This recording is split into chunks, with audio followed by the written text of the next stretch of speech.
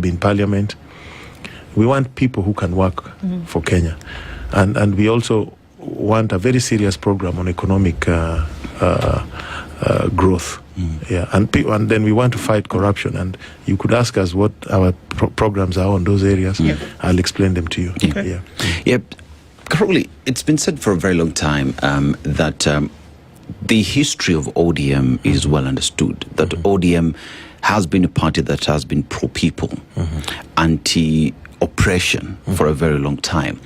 And Raila Odinga stood for that, and even when Kenyans were on the streets 2024, the broad-based arrangement was not a political formation. It was there to achieve the 10-point agenda that he felt was concerns that needed to be addressed immediately. And even on that podium, because I remember I was there, even the president himself said, this is not a political formation. I will not interfere with ODM. Because remember, under the 10-point agenda, there was freedom for political parties to continue to grow and be independent. As we speak today, we see how ODM is moving, and we have two factions in it. Can one say that the original spirit of ODM as being pushed is lost to Kenyans? First, when you talk to the other side of ODM, they'll tell you ODM is the biggest party south of the Sahara, north of the Limpopo. About a year ago, ODM was probably the largest political party south of River Nzoia and north of River Migori. Today, ODM is a party that is only relevant south of River Yala and north of River Migori. Majority of the ODM people are with us as Linda Mwananchi. There are still pockets. You saw what happened in Kisumu. There are still pockets left here and there of the other faction because they don't represent the aspirations of ODM rank and file. Take the 10-point agenda.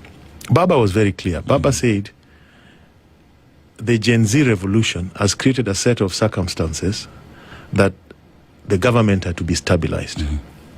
Remember, the Gen Zs invaded parliament. They breached parliament. In any other political system, that would lead to the collapse of the government. And Baba did not invite himself. It was actually retired President Uhuru Kenyatta, who was out of the country, who called Baba and asked him to go and meet with President Ruto and see how to stabilize the government. Because nobody understood what would follow next if Ruto's government fell on that day, because we had not gone through that as a country. If the constitutional order then came down. So Baba went in there to stabilize government, and it was very clear. He said, we are not in a coalition. I think he said that very well. And there was a suggestion that members of ODM be co-opted in parliament. And Baba had two mindsets on that. At one time, he didn't want the politicians to go into government.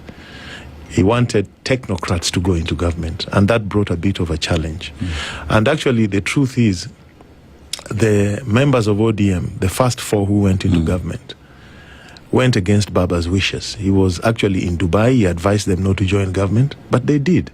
And when Baba came back, he said very clearly, they went on their own in their individual capacities. And people almost killed him for that. That was the truth. And those people know that very